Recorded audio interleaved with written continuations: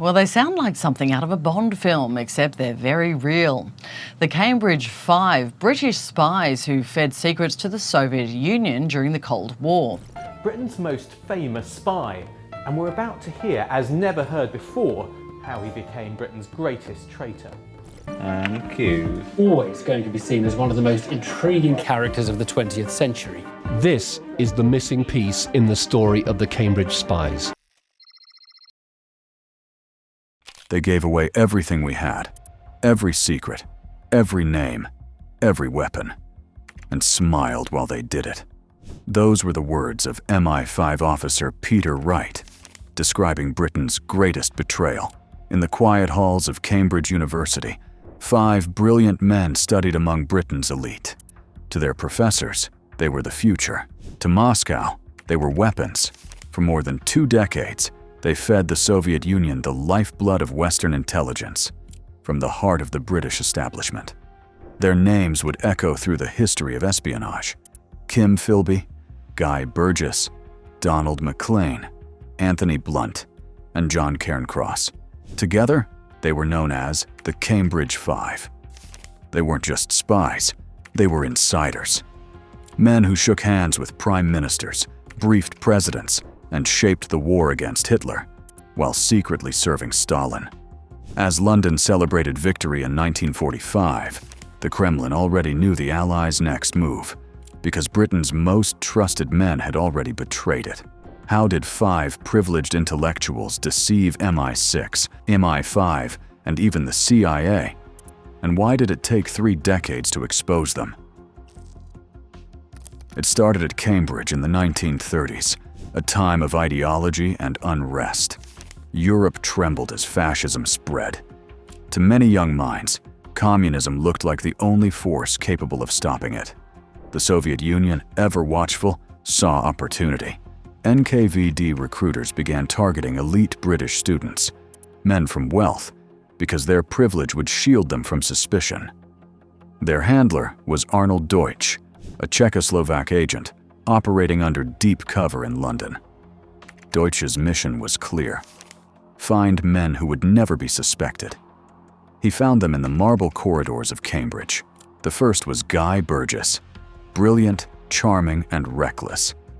He drew in Donald Maclean, the diplomat, Kim Philby, the ambitious journalist, Anthony Blunt, the polished art historian, and John Cairncross, the quiet scholar. All were idealists. All believed they were serving progress, not treason. But once they swore loyalty to Moscow, there was no way back. By 1934, all 5 were Soviet agents, each with a code name. They began slipping through Britain's most sensitive institutions. Philby rose through MI6. Maclean entered the Foreign Office. Burgess floated between the BBC and MI5. Blunt became an art advisor to the royal family. And Cairncross, quietly, joined Bletchley Park, where the Allies cracked Nazi codes.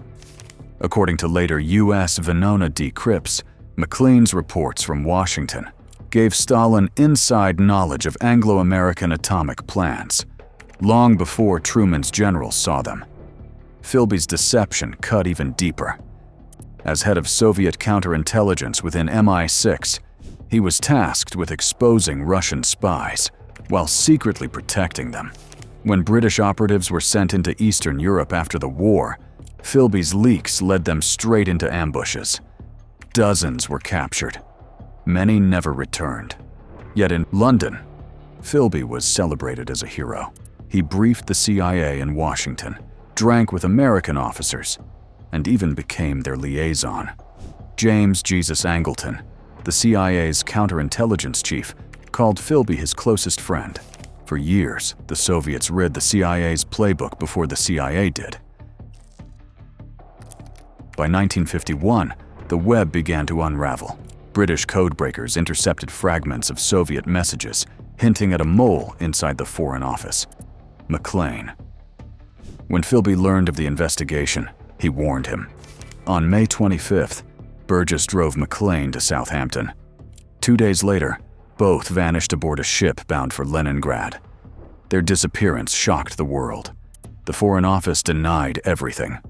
MI5 scrambled for answers. The CIA began to question every British contact.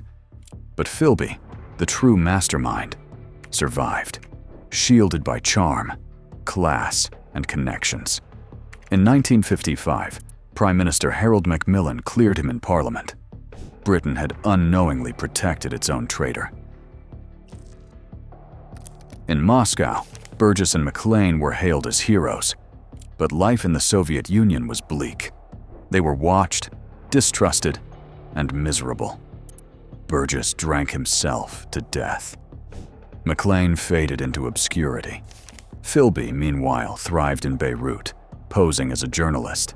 But when Soviet defector Anatoly Golitsyn revealed his name in 1961, MI6 sent his old friend Nicholas Elliott to confront him. The meeting was quiet, devastating. Elliott asked, "Did you do it, Kim?" Philby smiled. "Of course I did." Before MI6 could act, Philby slipped onto a Soviet freighter bound for Odessa. In Moscow, he was welcomed as Colonel Philby of the KGB. He'd live out his days in a small apartment, honored but hollow. He once confessed, "I was never ideological enough for the Russians and never loyal enough for the British. I belong nowhere." The last unmasking came in 1979. Anthony Blunt, knighted art advisor to the Queen, had secretly confessed years earlier under immunity. He'd delivered thousands of wartime secrets, including Allied code-breaking data and royal intelligence, to the Soviets. When Margaret Thatcher exposed him publicly, Britain was outraged. The Queen stripped his knighthood, yet Blunt was never prosecuted. John Cairncross, the quietest of the five, admitted his own part. He passed ultra-decrypts to Moscow, giving Stalin vital knowledge before the Battle of Kursk, intelligence that helped shift the war's balance. By then, the damage was irreversible. The US lost faith in British intelligence. The CIA stopped sharing atomic secrets. Inside both agencies, paranoia spread like wildfire. Endless mole hunts ruined careers, destroyed trust. Even loyal agents began to suspect each other. The special relationship between Washington and London would never fully recover. The Cambridge Five weren't just spies. They were a symptom, proof of how privilege can disguise betrayal. They were trusted not for merit, but for accent, manners, and connections. After the Soviet collapse in 1991, KGB archives confirmed the scale. Between 1934 and 1951, the Five delivered over 20,000 classified documents, some labeled Cosmic Top Secret, NATO's highest classification. These included nuclear strategies, defense blueprints, and the names of Western agents operating behind the Iron Curtain. Their treachery hollowed out British intelligence for a generation. Philby's betrayal crippled MI6 operations. Double agents were executed. Entire networks vanished overnight. Philby once said, "To betray, one must first belong. I never truly belonged." It was both confession and curse. Historians still argue what their actions meant. Some say their information helped the Soviets survive Hitler's assault.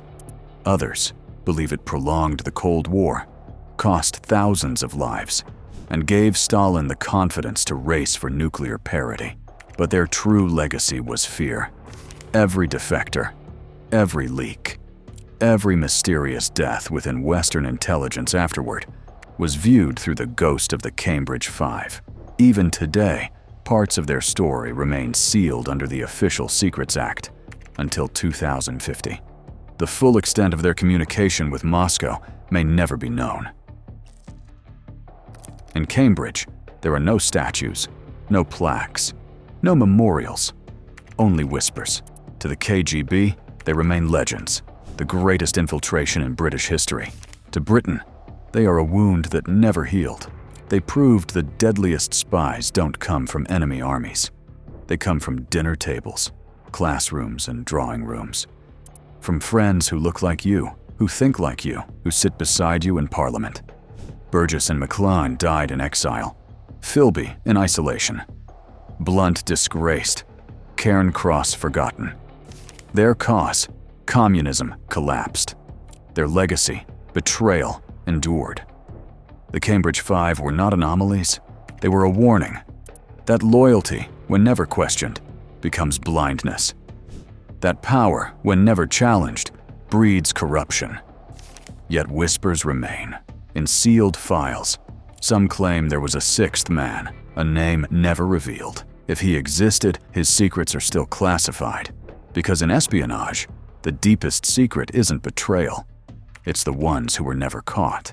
The age of the spy was ending. The age of control was just beginning. The mission never ends, and neither do the secrets. Subscribe to stay inside the circle.